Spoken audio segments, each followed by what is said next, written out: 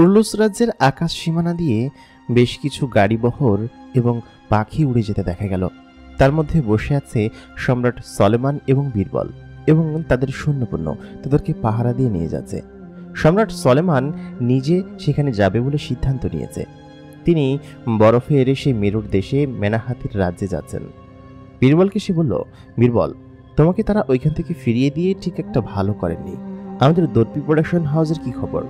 বীরবল তখন জানালেন, মহারাজ, সেটা ধুমধাম করেই চলছে, তবে আমাদের রাজ্যের আশেপাশে এবং বর্ডারের পরিস্থিতি খুবই খারাপ। ভেতরেও অনেকে ষড়যন্ত্র চালাচ্ছে। আমার যতটুকু সম্ভব আমি সেখানে কারফিউ জারি করে দিয়েছি। কোনো সমস্যা হবে না, আপনি এসব বিষয় নিয়ে একদমই চিন্তা করবেন না, ঠিক আছে? এই কথা বলতে বলতেই তারা মেরু অঞ্চলে ঢুকে গেল। হঠাৎ করেই সম্রাট সলেমানের শীত লাগা শুরু করলো। বলল কি যে, আমাকে একটা কম্বল দাও, শীত লাগছে। সে নিচের দিকে তাকিয়ে দেখলো আসলে সে মেরু অঞ্চলে ঢুকে গিয়েছে। বীরবলের আবার এসব বিষয় নিয়ে তেমন কোনো ভনিতা নেই, কারণ তিনি এসব জায়গায় এসে অভ্যস্ত। সম্রাট সলেমান হয়তো প্রথমবারের মতো এরকম ঠান্ডা স্থানে আসলো। এর আগে এসব কোনো রাজ্যে তিনি সফর করতে আসেননি। তিনি ভেতরে প্রবেশ করলেন। ভেতরে প্রবেশ করার পরে সামনে বিশাল একটা দেয়াল দেখা গেল।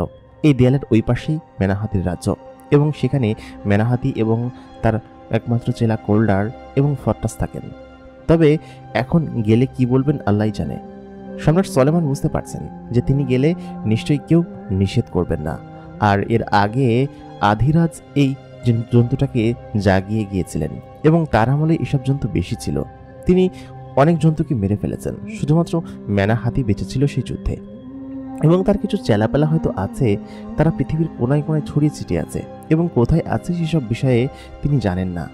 আর সম্রাট সলেমানের তো আন্ডারগ্রাউন্ড দুনিয়া সম্পর্কে কোনো ধারণা নেই। সেখানে যে এরকম দৈত্যজিন এবং বিভিন্ন ধরনের বড় বড় রাজ্য থাকতে পারে, সেখানে যেরকম কালো জাদু চর্চা হয়, সে বিষয়ে তার বিন্দুমাত্র কোনো ধারণাই নেই। সম্রাট সলেমানের জায়গায় যদি ইকবাল হতো, তাহলে এইসব বিষয় বের করে কবে ধ্বংস করে ফেলতো। কিন্তু তিনি একজন মাথামোটা রাজা, সেটা বোঝাই যাচ্ছে। খানিকক্ষণ বাদে সেই দেয়ালের সামনে তাদের রথ নামলো। রথ থেকে সম্রাট সলেমান এবং বীরবল নামলো। তাদের একজন দূত সেই গেটের কাছে গিয়ে বলল কি যে, এই মুসলিম মহাবিশ্বের সম্রাট সলেমান এসেছেন, দরজা খুলে দাও। বিশাল বড় প্রাচীরে ঘেরা এই ওয়াল অনেক শক্তপোক্ত। এর ভেতর দিয়ে যাওয়া প্রায় অসম্ভব ব্যাপার যদি না গেট খোলা হয়। আর ওপর দিয়ে যাওয়া তো আরও অসম্ভব, কারণ ওপরটা সম্পূর্ণ কালো জাদু বেষ্টিত এবং কালো জাদু দিয়ে ঘেরা, এবং বরফের কালো জাদু অন্যান্য যে কোনো কালো জাদু থেকে অনেক ভয়ানক। তারা অপেক্ষা করলেও কখন ভেতর থেকে আমাদের জন্য সন্দেশ নিয়ে আসবেন তিনারা। একজন রক্ষী কোল্ডারের কাছে গেলেন, বললেন, মহারাজ, মুসলিম জাহানের সম্রাট সলেমান এসেছেন, আমরা কি দরজা খুলে দিব? তিনি সঙ্গে সঙ্গে সেখান থেকে উঠে আসলেন, কারণ তিনি সম্রাট সলেমান এবং কুরুলুস রাজ্যের সিংহাসনের দাস। তারা যাই বলবে তাকে তাই শুনতে হবে। কোল্ডার সঙ্গে সঙ্গে ছুটে আসলেন, এসে দ্বার খুলে দিলেন। দ্বারের এই পাশে কোল্ডার দাঁড়িয়ে আছে, অমক প্রান্তে দাঁড়িয়ে আছে সলেমান এবং বীরবল। বীরবলের এখন বেশ খানিকটা শক্তি মনে হচ্ছে, কারণ এর আগে যখন তিনি এখানে একা এসেছিলেন তখন তাকে কিভাবে তাড়িয়ে দেওয়া হয়েছিল, কিন্তু এখন সিংহাসনের মালিক এসেছেন, এখন তাকে কত সুন্দরভাবে ট্রিট করা হচ্ছে। তিনি ভেতরে এগিয়ে গেলেন, তারপর সেখান থেকে হোল্ডারটাকে রিসিভ করে রাজ্যের ভেতরে নিয়ে গেলেন। ভেতরটা একদম চকচকে ঝকঝকে, মনে হয় পানি দিয়ে তৈরি, এবং তেনারা সমুদ্রের নিচে আছেন। কিন্তু আসলে যে বরফের রাজ্য এমনই হয়, এর আগে সলেমান বিষয়টা দেখেননি। তিনি ভেতরে আসলেন, রাজসিংহাসনের একদম মাঝখানে বসালেন, যেখানে কোল্ডার বসেন, কারণ তিনি সামান্য ব্যক্তি এবং পুরো বিশ্বজাহানের সম্রাট। তার ক্ষমতা অন্যরকম, যদিও সলেমানের ক্ষমতা রয়েছে এবং তার সমস্ত কিছুই অনেক অনন্য। তিনি বলতে লাগলেন, শোনো কোল্ডার, আমি বীরবলকে পাঠিয়েছিলাম, কিন্তু সে তোমার সঙ্গে হয়তো কথা বলতে পারেনি। তোমার চেলা ফট্টাস তাকে এখান থেকে অপমান করে তাড়িয়ে দিয়েছে, কাজটা খুব একটা ভালো হয়নি। কোল্ডার তখন বললেন, সম্রাট, আমি শুধুমাত্র আপনার আদেশ অনুগত্য করি, এবং অন্য কেউ আসলে আমি সেটা করবো না, সেটা আপনি খুব ভালোভাবেই জানেন। কারণ মেনাহাতি হচ্ছে এমন আতঙ্ক যে যদি একবার জেগে যায় তাহলে অনেক সমস্যা আছে। আর আমি যতটুকু শুনেছি যে আপনি এখন এখানে আসছেন, এবং এখানে এসে আপনি আমাকে কমান্ড দিন, আমি সেটা ফলো করব। কিন্তু অন্য কেউ আসলে আমি সেটা কোনোভাবেই ফলো করব না, আপনি সেটা খুব ভালোভাবেই জানেন। আর আমরা দৈত্য জিনেরা অন্যান্য জিন থেকে আলাদা হয়ে থাকি।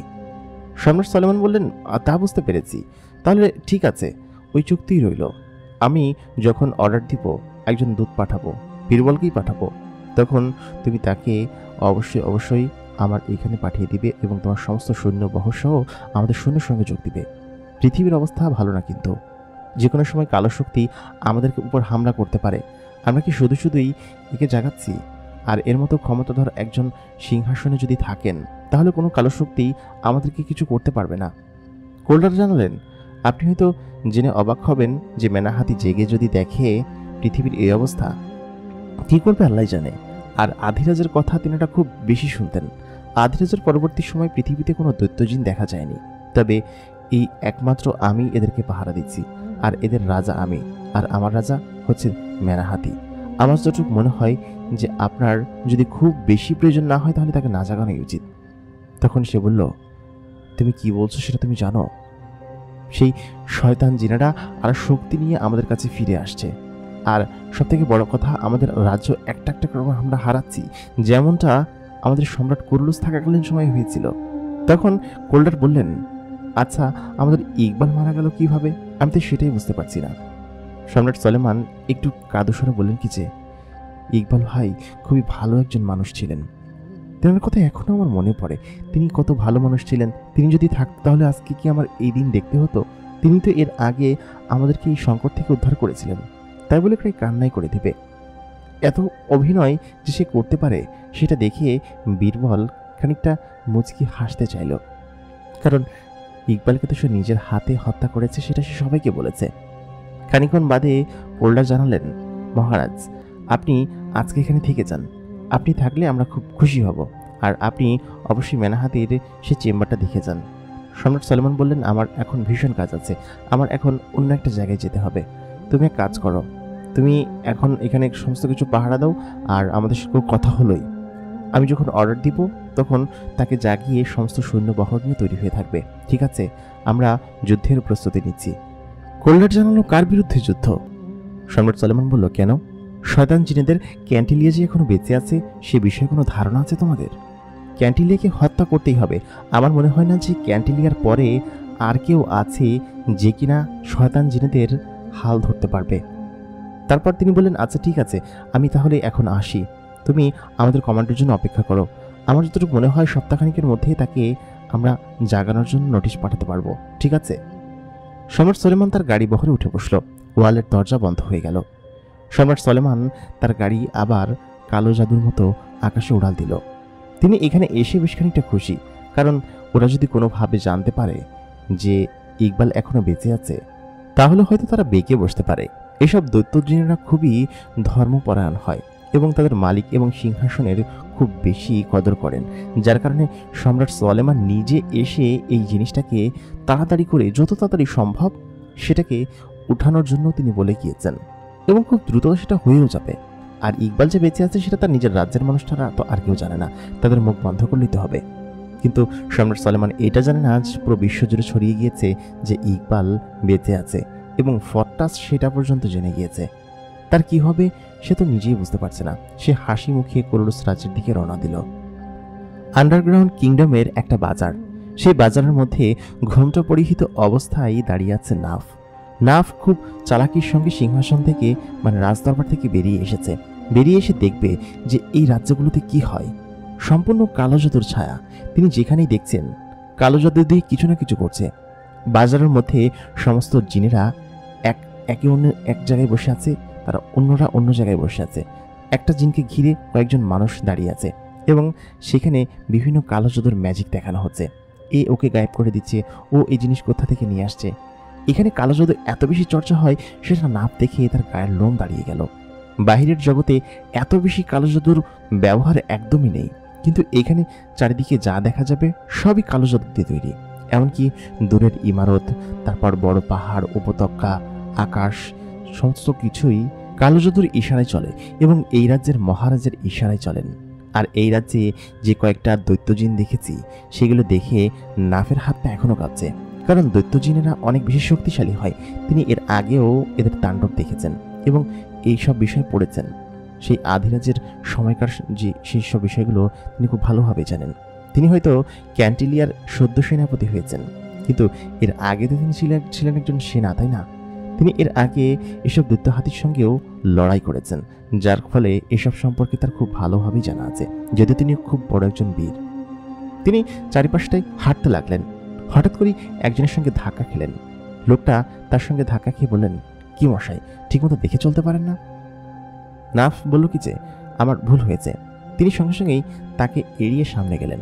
দেখলেন কি যে একটা নর্তকী পাড়া পড়ে, যেখানে খুব সুন্দর সুন্দর মেয়েরা, যেরকম সুন্দর মেয়ে তাদের অঞ্চলেও নেই, এত সুন্দর সুন্দর মেয়েরা অর্ধনগ্ন অবস্থায় দাঁড়িয়ে আছে এবং তাকে ইশারা দিয়ে রাখছে। তার মানে বোঝা গেল যে এইখানে প্রতিটা বৃত্তিও খুব জোরসোরভাবে চলছে এবং এখানে যেরকমভাবে বড় বড় শহর তৈরি করেছে এরা, এরকম শহর উপরের কোনো কোথাও নেই, আর থাকলেও সেটা খুব ছোট ছোট।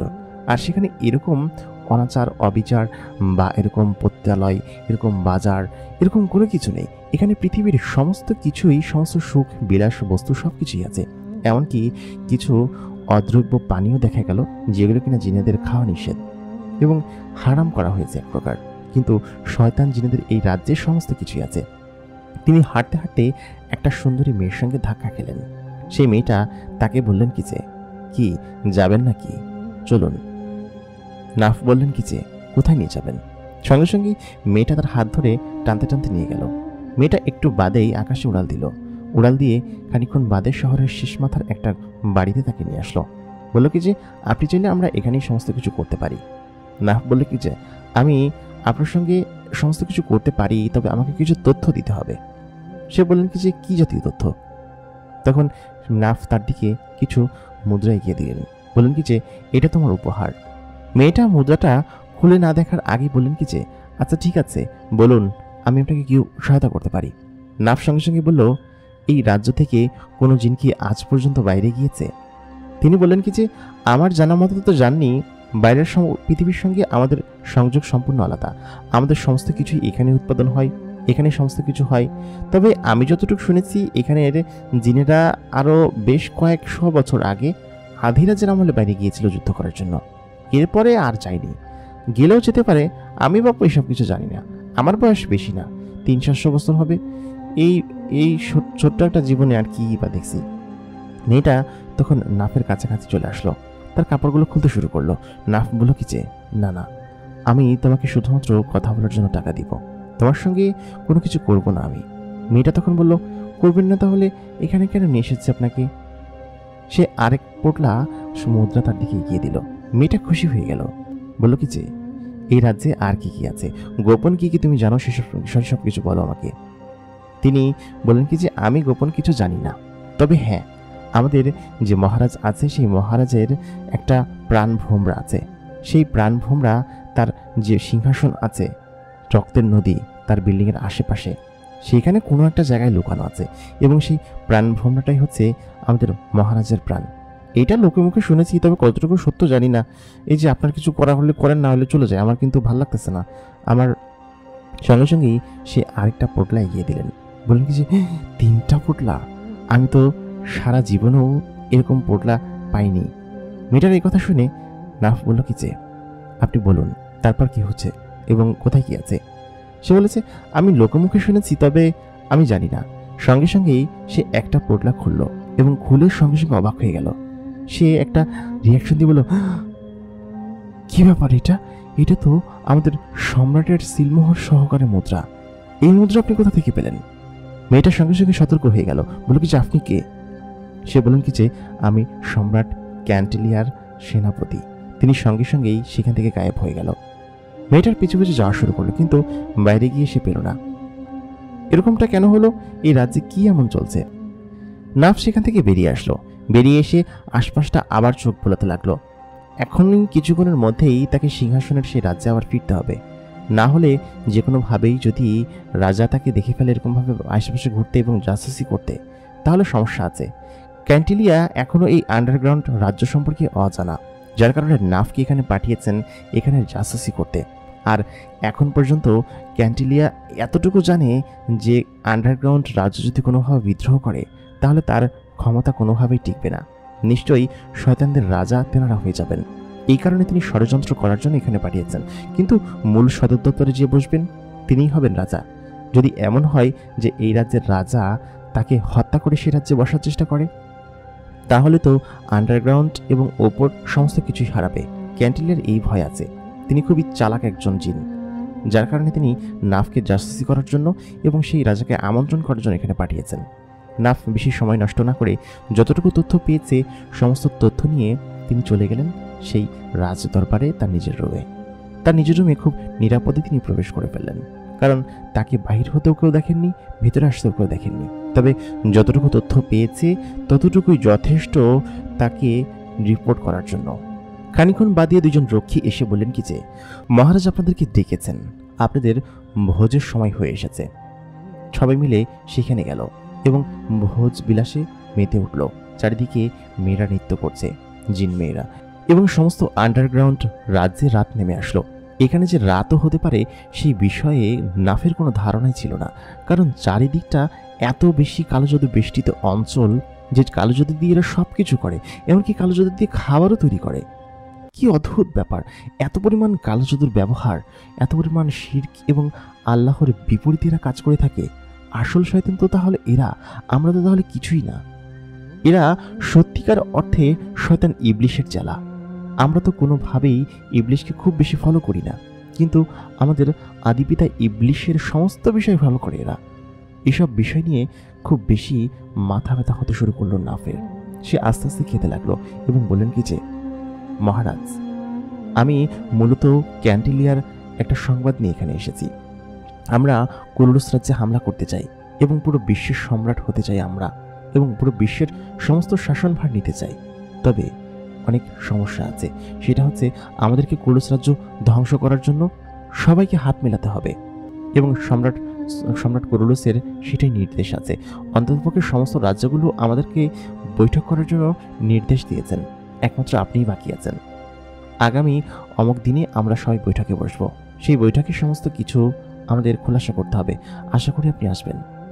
সম্রাট তখন জানালেন, জি আমি আসবো, অবশ্যই আসবো। পুরো বিশ্বের সম্রাট্য এবং পুরো বিশ্বের জাহানের সমস্ত ক্ষমতা আমাদের প্রয়োজন। সলেমান এবং ইকবালকে যে কোনোভাবেই হোক হত্যা করতেই হবে, এবং সমস্ত ক্ষমতা যখন আমাদের হাতে চলে আসবে তখন আমাদের কে আটকায়? ঠিক আছে, সবাই ভোজ এবং খাবারের আনন্দ নাও। মেফো সম্রাট ক্যান্টিলিয়ার সঙ্গে কথা বলে তারা দুজন মিলে একটা ষড়যন্ত্র করলো, যে ষড়যন্ত্র এর আগে বহু বছর আগে সম্রাট সলেমানের সঙ্গে তিনি করেছিলেন যখন সম্রাট কুরুলুস বেঁচে ছিলেন। ঠিক একই ষড়যন্ত্র তিনারা আবার করতে যাচ্ছেন। তিনি মেফোকে পাঠালেন কুরুলুস রাজ্যে এবং বললেন কিছু, তুমি সেখানে যাও এবং আমাদের প্রস্তাব তাদেরকে বলো। এর আগে আমরা যত দূত এবং চিঠি পাঠিয়েছি কোথাও তিনারা এসব বিষয় নিয়ে চর্চা করেননি এবং আমাদেরকে কোনোভাবে রিপ্লাই করেননি।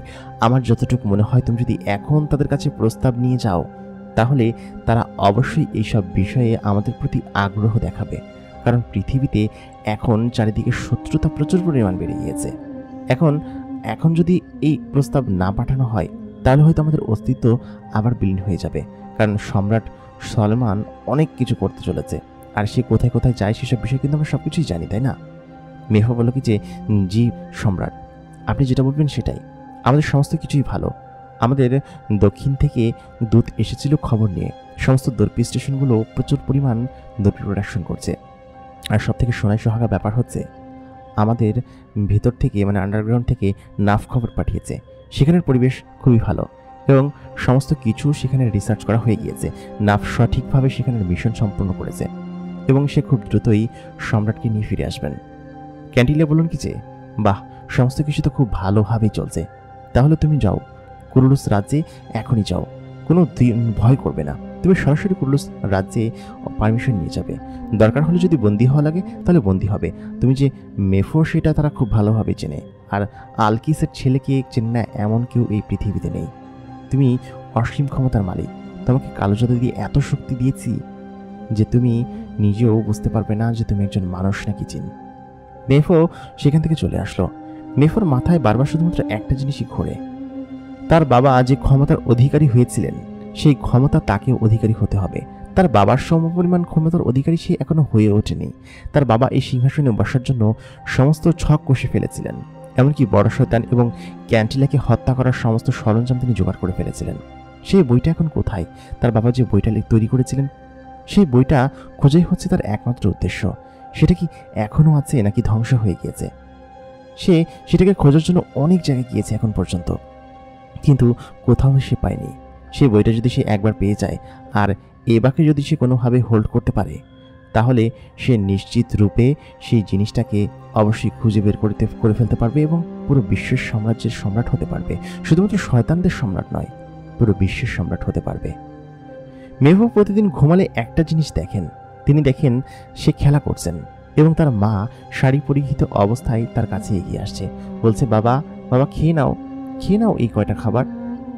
মেহবুবের কেন যেন মনে হয় তার মা কোনো মানুষ ছিলেন না, তার মা নিশ্চয়ই কোনো জিন ছিলেন এবং কোনো জিনের সন্তান তিনি।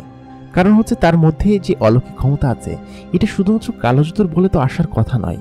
আর তার বাবা নিশ্চয়ই কোনো একটা পরীকে বিয়ে করেছিলেন এবং সেই পরীর পেটের থেকেই আমি বেরিয়েছি। এবং সেই পরীটা কে ছিল, তার মা কে ছিল, সেসব বিষয়ে ক্যান্টিলিয়া আলকিস তাকে কোনোদিন কিছু জানায়নি।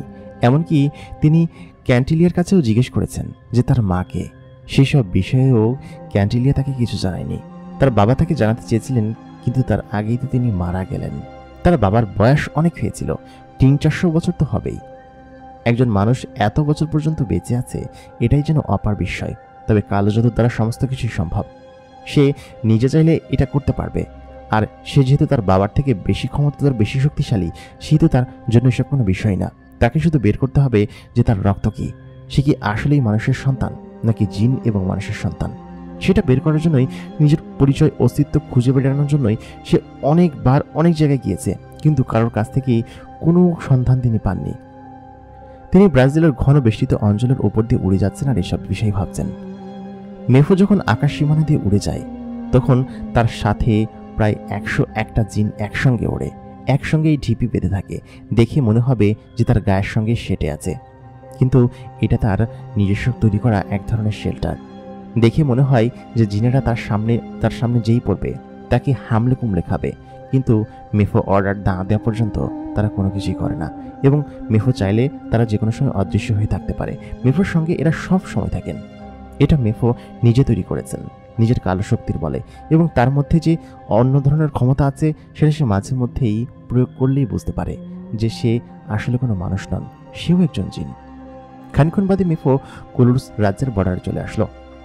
কয়েকজন রক্ষী তাকে আটকালো, বলল কি যে আপনি কি এবং কোথায় যাচ্ছেন। তিনি তখন বললেন, আমি সম্রাট ক্যান্টিলিয়ার একমাত্র মন্ত্রী মেফো। সঙ্গে সঙ্গে তারা তাকে আটক করলেন, বললেন কি যে আপনার এত বড় সাহস, আপনি এখানে এসেছেন, আপনি আমাদের 3টা রাজ্য দখল করে নিয়েছেন, আপনারা আমাদেরকে বর্ডার টিকতে দিচ্ছেন না, আর এখানে এসেছেন। তিনি বললেন কি যে আমরা সম্রাট সলোমনের সঙ্গে কথা বলতে এসেছি, কথা বলেই চলে যাব, আমরা কোনো ক্ষয়ক্ষতি করতে আসেনি। সঙ্গে সঙ্গেই তেনারা তাকে ধরে সম্রাট সলোমনের সেই রাজদরবারের আগে গেটের কাছে নিয়ে গেলেন এবং ভেতরে খবর পাঠালেন যে ক্যান্টিলিয়ার দূত মন্ত্রী মেফো এসেছে। এটা বলার পর সম্রাট সলোমন বললেন, তাকে দ্রুত ভেতরে নিয়ে আসো, তার সঙ্গে কথা আছে। কারণ বীরবল তার মাথাটাকে নষ্ট করেছে যে কোনোভাবেই ক্যান্টিলিয়ার সঙ্গে যোগদান করতে হবে, তা না হলে কোনোভাবেই ইকবালের ছেলে এবং ইকবালকে কোনোভাবেই থামানো যাবে না। আর ইকবাল যদি এখান থেকে বের হতে পারবে না, তবু ইকবালের কাছ থেকে আমরা এবার সন্ধান নিয়ে সেটাকে আমরা যখন নিজেদের মধ্যে নিতে পারবো, তখন আমরা সমস্ত কিছু নিজেদের ইশারায় চালাতে পারবো, আর ক্যান্টিলিয়াও আমাদের ইশারায় চলবে। আপনি শুধুমাত্র এই জিনিসটা দেখেন, তাদের সঙ্গে হাত মিলাবো, কিন্তু অল্প পরিসরে। কিন্তু এই শয়তানের বাচ্চারা এইটা জানেন না যে এখন পর্যন্ত আন্ডারগ্রাউন্ড রাজ্যের ক্ষমতা ওদের কাছে আছে এবং ওদের থেকে প্রায় বরাবর ক্ষমতা এখনও ক্যান্টিলিয়ার কাছে হয়ে উঠছে। এরা আসলে একজন মূর্খ সম্রাট, সেটা বীরবল মনে মনে ভাবল। খানিক্ষণ বাদে মেফোকে ভেতরে নিয়ে আসলো। মেফো বীরবলকে বলল, কি অবস্থা বীরবল, কেমন আছো? আর সম্রাটকে সালাম দিলেন, আসসালামু আলাইকুম সম্রাট, কেমন আছেন আপনি? কোনো মানুষ যে এত দূর পর্যন্ত পৌঁছাতে পারে সেটা মেফোকে দেখলে বোঝা যায়। মেফোর বাবা আলকিসের সঙ্গে সলোমনের খুব ভালো সম্পর্ক ছিল। তিনি তাকে দেখে অবাক হলেন, তুমিই তাহলে আলকিসের ছেলে, তাই না? মেফো বললেন, জি সম্রাট, আপনি দেখছি আমাকে চেনেন, এবং আমার কি সৌভাগ্য, পুরো মুসলিম জাহানের সম্রাট সলোমন আমার নাম জানেন এবং তিনি আমাকে এখানে আমন্ত্রণ জানালেন এত সুন্দরভাবে। সম্রাট সলোমন বললেন, কাজের কথা বলো, তোমার ব্যাপারে শুনেছি তোমার বাবার সঙ্গেও আমার খুব ঘনিষ্ঠতা ছিল, কিন্তু তুমি যে এখন পর্যন্ত বেঁচে আছো সেসব বিষয় নিয়ে আমার অপার বিস্ময় হয়। বলো তোমরা কি বলতে চাও? তোমরা তো আমাদেরকে শান্তিমতো থাকতেই দিচ্ছ না। আমাদের বর্ডার এবং রাজ্যের চারপাশেই তো তোমরা খুব ভালো মতোই জেঁকে বসেছো। তাহলে এখানে আবার কি সব সব খবর নিয়ে এসেছো? বলো, কি চাচ্ছ আমাদের কাছে? মেহু বললে, সম্রাট আপনি উত্তেজিত হবেন না। আমরা সবসময় আপনাদেরই ছিলাম এবং সবসময় আপনাদেরই থাকবো, কিন্তু আপনি আমাদের আমাদের কোনো হেল্প করছেন না। সম্রাট ক্যান্টিলিয়া খবর পাঠিয়েছেন। আমরা চাচ্ছি আপনার সঙ্গে সমঝোতা করতে এবং হাত মেলাতে। আমরা জানি যে ইকবাল এখন পর্যন্ত বেঁচে আছে এবং ইকবালের ছেলে কি করে বেড়াচ্ছে সেসব বিষয়ে আমরা সবাই অবগত, আপনিও জানেন সম্রাট। তবে বিষয়টা হচ্ছে, আমরা যদি একত্রিত না হই তাহলে কোনোভাবেই আমরা কিন্তু আর বেঁচে ফিরতে পারবো না। আমাদের দুইজনের কারোর অস্তিত্বই থাকবে না। ইকবাল আবার ক্ষমতায় চলে আসবে, আর ক্ষমতায় আসলেই সে নতুন করে আমাদের সবাইকে হত্যা করবে। তখন পুরো মুসলিম সাম্রাজ্য, আমাদের এই খারাপ সাম্রাজ্য, যে সাম্রাজ্যই বলুন না কেন, কেউ কি থাকবে বলেন? সেহেতু কি করা উচিত আমাদের? সে একজন বুদ্ধিমান মানুষ মেফোর বুদ্ধি দেখিয়ে মাঝে মধ্যে বীরবলই অবাক হয়ে যায়। এই শালা শুয়োরের বাচ্চাকে কে জন্ম দিয়েছে? সে মুখে তবা তবা করলো, কারণ সে খুব একটা গালাগালি করেন না। তবে এর মাথায় যে বুদ্ধি, সেটা নিশ্চয়ই আলকিসের কাছ থেকে এসেছে। আর মানুষের মাথায় যে এত বুদ্ধি থাকে সেটা সে ইকবালকে দেখেই বুঝতে পেরেছে। আর এও তো একটা মানুষের সন্তান। বিষয়টা দেখে সে বুঝতে পারল যে এর মাথায়ও বুদ্ধি আছে এবং একে যে কোনোভাবেই কাজে লাগাতে হবে আর নিজের আখের গোছাতে হবে। সে সঙ্গে সঙ্গেই সম্রাট সলেমানকে বলল কি যে, সলেমান সাহেব, আপনি কোনো কিছু মনে করবেন না। আপনাদের সমস্ত বিষয় আমরা দেখে নিব। আপনারা শুধুমাত্র একটিবার বন্ধুত্বের হাত বাড়িয়ে দেখুন, পুরো বিশ্বকে জয় করে ছাড়বো, যেমনটা এর আগে আমার বাবা মিলে আপনারা করেছিলেন। সেসব বিষয়ে আমি অবগত, আমি জানি কিন্তু সবকিছু। আমি যে জানি না এমন কিছু না। আমি তখন খুব বেশিও ছোট না, কিন্তু আমার বয়স হয়তো 1-150 বছর হবে। কালো জাদুর বলে এখনো বেঁচে আছি, হয়তো আরো কয়েক শত বছর বেঁচে থাকবো। আমি ইতিহাস সম্পর্কে জানি সমস্ত কিছু। তবে আমার যতটুকু মনে হয় যে আমাদের হাত মেলানো উচিত। বীরবল বললেন কি যে, মহারাজ, আমি আপনাকে বলেছিলাম, দেখেছেন জিনিসটা কিন্তু ফলে গিয়েছে। ওরা নিজেরাই আমাদের কাছে এসেছে আমাদের সঙ্গে হাত মেলানোর জন্য, আমাদের কিন্তু যাওয়া লাগেনি। আমার যতটুকু মনে হয় যে সম্রাট ক্যান্টিলিয়াকে এখানে ডাকা উচিত এবং ডেকে বৈঠক করা উচিত। আর আমরা তো সমস্ত কিছু করেই ফেলছি। আর আমাদের এখন বর্তমানের বড় থ্রেট হচ্ছে ইকবাল এবং তার ছেলে। এই শয়তানের বাচ্চাকে মেরে ফেললে আমার মনে হয় যে আর কোনো সমস্যা হবে না। তারপর আমরা চাইলে কোনো দ্বিপাক্ষিক চুক্তি করে খুব ভালোভাবেই থাকতে পারবো, কোনো সমস্যা হবে না। আর এমনিতেও তো আমাদের ব্রাজিলের অংশের কিন্তু দখল আমাদের কাছে নেই, সেহেতু বিষয়টা আমাদের জন্য ভালো হবে। রাজনীতি বোঝুন মহারাজ। সম্রাট সলেমান বললেন, ঠিক আছে মেফো, তুমি এসেছো, আমাদের বিশ্রামাগারে বিশ্রাম করো, আমি সমস্ত কিছু তোমাদেরকে জানিয়ে দিব। তারপর মেফো বললেন, যথাজ্ঞা মহারাজ। দুজন দূত তাকে ভেতরে অন্দরমহলের একটা জায়গায় নিয়ে গেলেন। তার আশেপাশে যত জিনেরা আছে ঘরের ভিতরে প্রবেশ করার সঙ্গে সঙ্গেই তারা উল্লাস করতে শুরু করলো, কারণ জিনেরা এতক্ষণ পর্যন্ত লুকিয়েছিল আর এদেরকে দেখার ক্ষমতা কারণ নেই। শুধুমাত্র মেফো যদি চায় তাহলে তারা বেরিয়ে আসবে। এই বিষয়টা সম্পর্কে বীরবল এবং তার মহারাজ সলেমানও অবগত না। মেফো এমন একজন কালো শক্তি যে কালো শক্তির সাথে হয়তো কয়েক হাজার জিনও পারবে না। মেফোর সঙ্গে সঙ্গে হো হো করে হেসে দিলেন এবং একজন জিনকে সেখান থেকে বললেন, এখনই আমাদের সদর দপ্তরে খবর নিয়ে যাও যে মাছ টোপ গিলেছে। বরফের বেষ্টনী ভেদ করে দেয়ালের মধ্যে দিয়ে প্রবেশ করলো ফট্টাসের এই ক্ষমতা আছে, তার দেয়াল প্রবেশ করা লাগে না। সে নিজেই চাইলে দেয়াল খুলে বরফের সেই চাকতির ভেতর দিয়ে ঢুকে যেতে পারে। ফট্টাস এগোনের সঙ্গে সঙ্গেই একজন কারারক্ষী এসে বললেন কি যে, আসসালামু আলাইকুম, আমাদের এখানে সম্রাট এসেছিলেন এবং এসে তিনি কোল্ডারের সঙ্গে কথা বলে গিয়েছেন। ফট্টাস সঙ্গে সঙ্গেই দৌড়ে ভিতরে প্রবেশ করলেন। মহারাজ তখন ঘুমাচ্ছিলেন। একটা আদেশ আছে যে মহারাজ কোল্ডার যখন ঘুমান তখন তাকে ডাকা একদমই নিষেধ আছেন, কিন্তু তিনি তো এত একটা জরুরি খবর নিয়ে এসেছেন, সেটা কোনোভাবেই চেপে রাখা সম্ভব নয়। তিনি সঙ্গে সঙ্গে কি মহারাজের ঘুম ভাঙালেন। তিনি অত্যধিক রেগে গেলেন এবং ক্রোধে এমন জোরে চিৎকার দিলেন যে পাশে থাকা দুটো বড় ইমারত ভেঙে পড়ে গেল। তিনি এর আগে এরকম কোনো ক্রোধ জীবনে দেখাননি। সামনে ফট্টাসকে দেখে বললেন, কি ব্যাপার ফট্টাস, তোমাকে বলেছি না যে আমাকে ঘুম থেকে কখনো জাগাবে না? ঘুম থেকে ওঠার পর যখন আমার ঘুম পূরণ না হয় আমার প্রচণ্ড পরিমাণ রাগ হয়। ফট্টাস বলেন, কিছু মহারাজ ক্ষমা করবেন আপনার এরকম অসুবিধার জন্য, তবে আপনি যেটা করেছেন সেটা সম্পূর্ণরূপে একদম আমি কি বলবো মহারাজ, আপনাকে এখন যে তথ্য আমি দিতে চলেছি সেই তথ্য, মহারাজ, আমাদের আমাদের সম্রাট ইকবাল এখনো বেঁচে আছেন। এই কথা শুনে তিনি সঙ্গে সঙ্গে বিছানা থেকে উঠে পড়লেন। উঠে চোখ কচলাতে কচলাতে বললেন, কি, আমাদের সম্রাট ইকবাল এখন পর্যন্ত বেঁচে আছেন?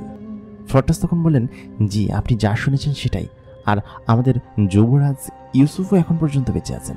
তিনি পৃথিবীর কোনো একটা জায়গায় আছেন যে কিনা এবার সন্ধান করছেন, এবং আমি তাকে দেখে এসেছি একটু আগে। আপনি বললে বিশ্বাস করবেন না, আমি বিষয়টা আপনাকে জানানোর জন্য খুব দ্রুত চলে এসেছি। ইকবালের ছেলে ইউসুফ মেরু অঞ্চলে আছে, আর ইকবাল এখনও সম্রাট সলেমানের কারাগারে বন্দী আছে, এবং সম্রাট সলেমান তাকে বন্দী করেছিল এবং তার পরিবারকে হত্যা করেছিল সপরিবারে, এবং তাকে শুধুমাত্র এইবার সন্ধান জানার জন্য বাঁচিয়ে রেখেছে। এত বড় ষড়যন্ত্র সম্রাট সলেমান আমাদের সঙ্গে করেছে। ক্রোধে কোল্ডার ফেটে যাচ্ছে, কারণ তার এত পরিমাণ রাগ উঠছে যে একটু আগেই যে এত ভালো কথা বলে গেল, সে এরকম ষড়যন্ত্র করেছে যেখানে একটু আগেই কুমিরের কান্না করে গেল যে সে ইকবালকে হারিয়ে ফেলেছে, বাঁচাতে পারেনি। সে এত বড় অভিনয় করতে পারে। কোল্ডার প্রচণ্ড পরিমাণ রেগে গিয়ে বলল কি যে আমরা তার প্রস্তাব নাকচ করলাম। তিনি আমাদের কাছে প্রস্তাব নিয়ে এসেছিলেন মেনাহাদিকে জাগানোর জন্য এবং যুদ্ধের জন্য প্রস্তুত হওয়ার জন্য। আমি সেটাই করছিলাম। একটু হলে তো তাকে জাগিয়েই ফেলতাম, কিন্তু কি সাংঘাতিক ব্যাপার। তুমি সঠিক সময় খবর নিয়ে এসেছো ফরটাস, তোমাকে খুব বেশি ধন্যবাদ জানাচ্ছি। তুমি একমাত্র আমার এমন দূত যে কিনা আমাকে এতখানি সাহায্য করেছে। আমাদেরকে যে কোনো মূল্যেই হোক সম্রাট ইকবালকে উদ্ধার করতেই হবে। আর তুমি ইকবালের ছেলে ইউসুফকে কোথায় দেখেছ? এখনই গিয়ে তাদেরকে আটক করো, দ্রুত যাও। তিনি বললেন, যথাজ্ঞা মহারাজ। তাই বলে তিনি সেখান থেকে বেরিয়ে গেলেন। বেরিয়ে গিয়ে আস্তা বলে গেলেন এবং সেখানে গিয়ে তিনি তার সেই পাখিটাকে মেরামত করতে লাগলেন, কারণ পাখিটাকে মেরামত না করে তিনি উঠতে পারবেন না। সাইবেরিয়ার একটা মেরু অঞ্চলের পাহাড়ের পাশে ইগলু বানিয়ে সবাই তার ভেতরে বসে আছে, কারণ বাহিরে শুরু হয়েছে বিশাল বরফের ঝড়। বরফ এবং চারিদিকে এত বেশি বাতাস বইছে যে বাহিরে থাকা কোনোভাবে সম্ভব না। একটু আগেই তারা খুব বড় একটা বিপদ থেকে উদ্ধার হয়েছে। মুহূর্তের মধ্যেই হানিফা এবং তার দৈব্য শক্তি দিয়ে তারা একটি বিশাল বড় বাড়ির মতো ইগলু তৈরি করে ফেলেছে। দেখে জিনিসটাকে ইগলুর মতো মনে হবে না?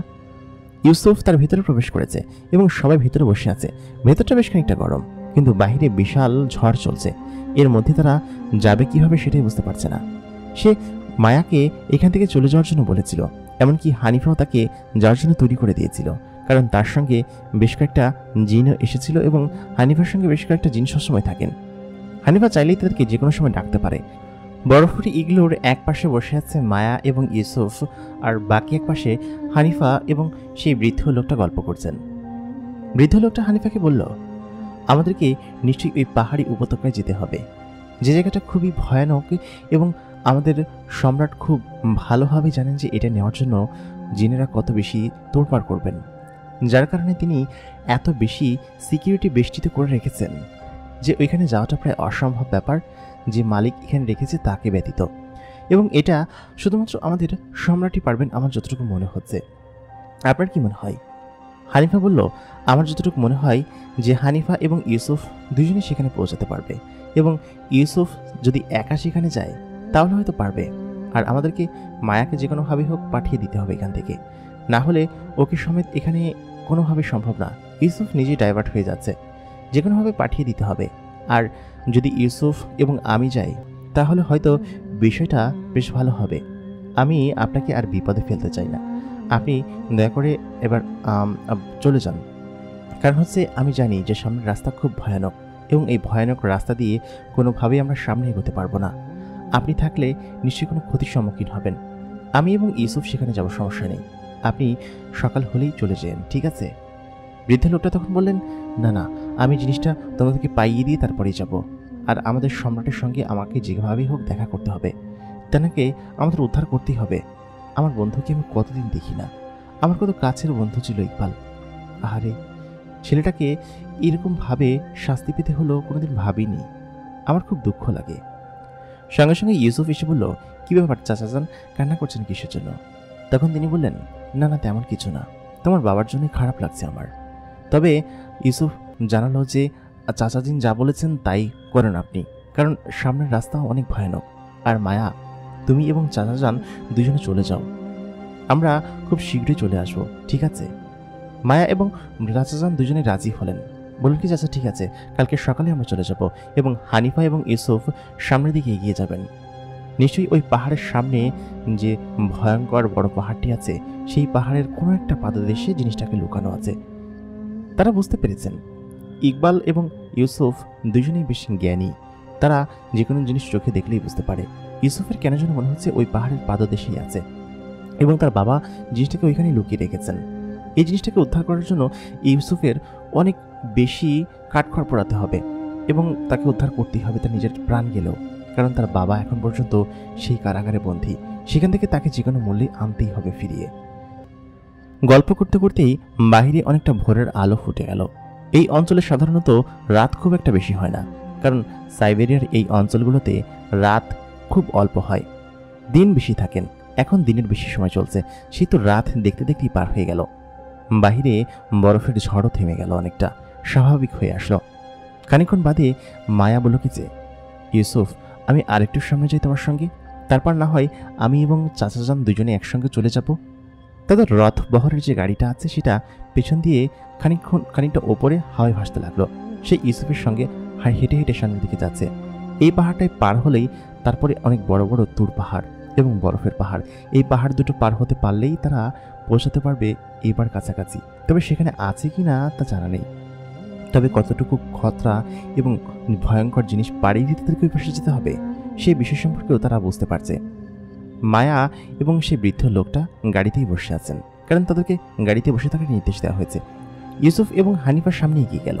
খানিকটা দূরে যাওয়ার পরেই তাদেরকে বলল কি যে, শোনো তোমরা দুইজন চলে যাও তাহলে, ঠিক আছে? আর তোমাদেরকে যেভাবে বলেছি সেভাবে যাবে, ঠিক আছে? মেরু অঞ্চলের বাইরে কিন্তু যাবে না।